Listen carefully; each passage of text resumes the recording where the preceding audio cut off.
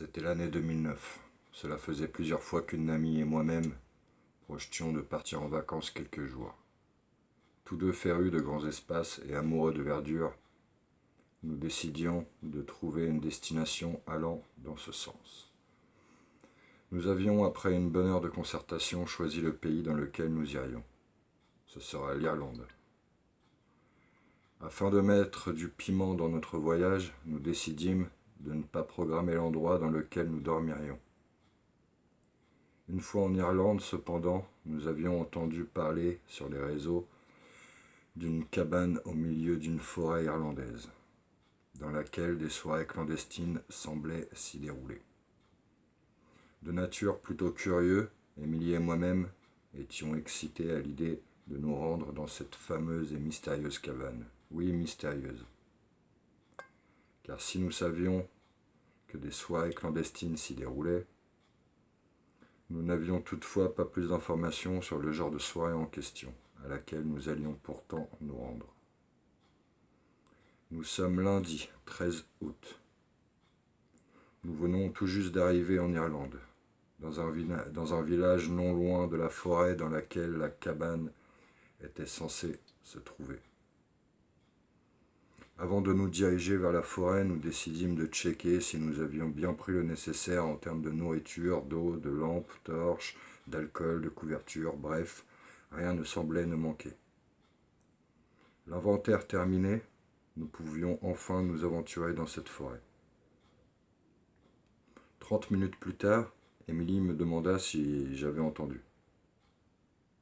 Je lui réponds d'un air un peu moqueur.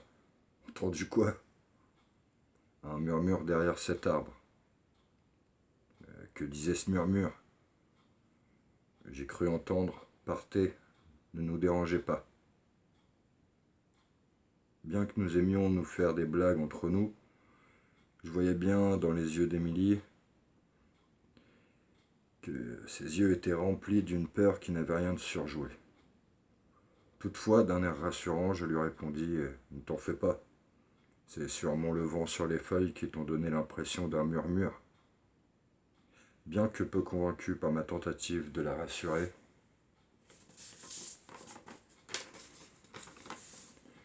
nous décidîmes de faire abstraction et de continuer à chercher cette maudite cabane. Plus nous avancions, plus Émilie était bizarre. Elle marchait d'une manière nonchalante et désorganisée. « Émilie, ça va ?»« Oui, ça va, mais dépêchons-nous, ils nous attendent, » me répondit-elle. « Qui nous attend ? Personne n'est au courant de notre arrivée. Comment pourrait-il nous attendre ?» Émilie esquissa un sourire étrange et me dit que les arbres lui avaient murmuré qu'ils nous attendaient et que nous aurions dû écouter le tout premier murmure qui nous avait demandé de partir. J'étais, je dois bien l'avouer, perturbé par le cours des événements. Émilie n'avait vraiment pas l'air d'être elle-même. Un peu comme si elle était possédée par je ne sais quoi. Comment pouvait-elle entendre toutes ces murmures, toutes ces choses, sans que je ne puisse les entendre ? Comme si l'ambiance de cette forêt n'était pas assez flippante comme ça. Émilie, viens, on retourne au village. Non, Julien, ils nous attendent. Émilie, tu me fais peur. Faisons machine arrière. J'ai dit non, Julien. Repars si tu veux, moi, j'y vais.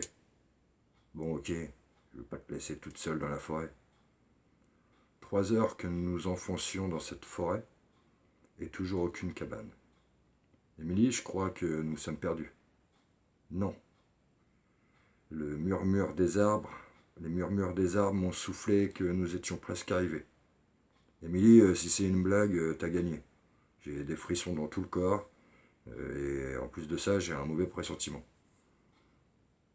Émilie, à nouveau, me souria en me disant « Julien, sache que ce n'est que le début, si j'en crois les derniers murmures de la forêt. » Nous avons encore rien vu, m'ont-ils dit. C'en était trop pour moi. D'un air énervé, j'haussa le ton sur Émilie. Émilie, bon, maintenant on se casse, on se barre d'ici. Si t'as vraiment entendu tout ça, je comprends pas pourquoi tu tiens tant que ça à rester. Et continuer. Les arbres m'ont dit qu'ils avaient besoin de moi. Besoin de toi. Mais pourquoi faire? Pourquoi ils ont besoin de toi?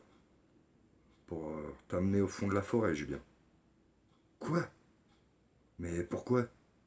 Pour le sacrifice prévu pour la soirée. Eh oui, Julien, je t'ai menti. Ce n'est pas la première fois que je vais dans cette forêt. Et pour info, la cabane n'existe pas.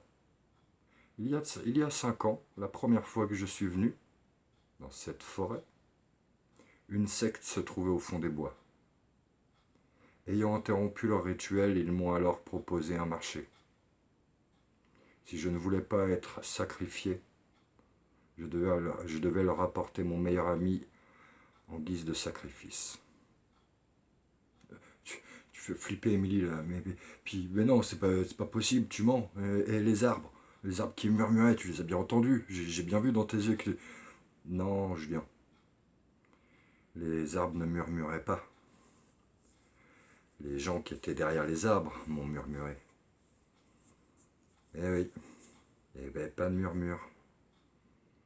C'étaient les membres de ma confrérie sataniste. Nous sommes arrivés, Julien.